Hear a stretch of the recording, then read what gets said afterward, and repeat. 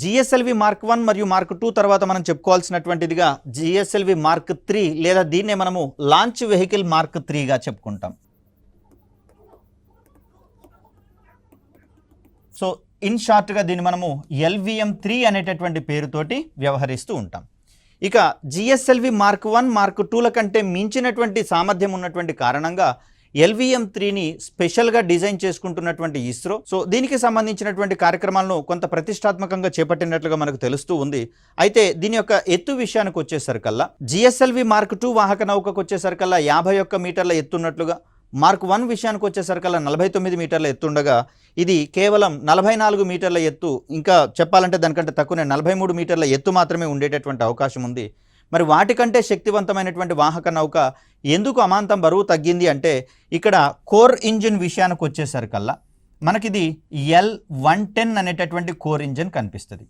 వాస్తవానికి core engine ఎప్పుడు కూడా PSLVలో కానివ్వండి, ఇతర GSLV వాహక నౌకలలో కానివ్వండి S139 అనేది కనిపిస్తూ ఉంటే దానికి భిన్నంగా ఇక్కడ LVM విషయానికి వచ్చేసరికల్లా మనకి ఇక్కడ L110 అనేటటువంటి ఈ కోర్ ఇంజిన్ అనేది కనిపిస్తుంది. ఇక స్ట్రాపాన్ మోటార్లకు వచ్చేసరికల్లా ఇరువైపులా 2 స్ట్రాపాన్ మోటార్లు మాత్రమే మనకు కనిపిస్తూ ఉన్నాయి.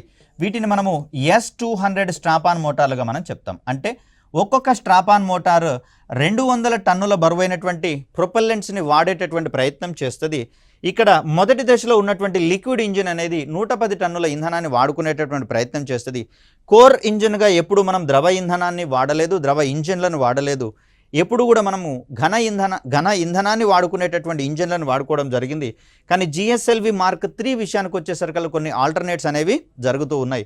మరోవర్ ఇక్కడ ఇది పైకి ప్రయాణించేటటువంటి సందర్భంలో మొట్టమొదటగా స్ట్రాపాన్ మోటార్లు మండడం అనేది మనం గమనిస్తాం. మరి మిగిలిన PSLV మరియు GSLV రకాలలో కనుక గమనిస్తే మొదటగా కోర్ ఇంజిన్ మండుతుంది, అదేవిధంగా దానితో పాటుగా స్ట్రాపాన్ మోటార్లు కూడా మండడం ప్రారంభమవుతాయి.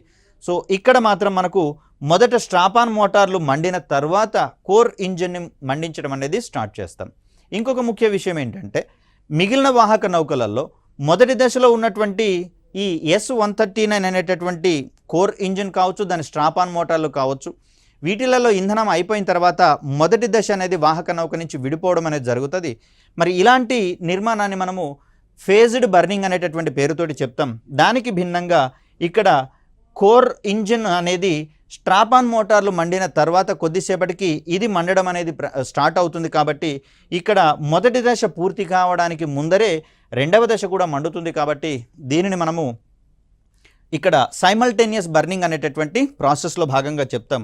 మరి కోర్ ఇంజిన్ ఎగువన మనకు గత మోడల్స్ కనుక గమనిస్తే PSLV GSLVలలో ద్రవ ఇంధనాన్ని ఉపయోగించుకునేటటువంటి రెండవ దశ ఇంజిన్ కనిపిస్తుంది. కానీ ఇక్కడ నేరుగా మూడవ దశలో వాడేటటువంటి క్రయోజనిక్ ఇంజిన్ ఉంది. కాబట్టి ఈ సందర్భంలో దీని యొక్క ఎత్తు తగ్గినట్లుగా మనం చూస్తాం.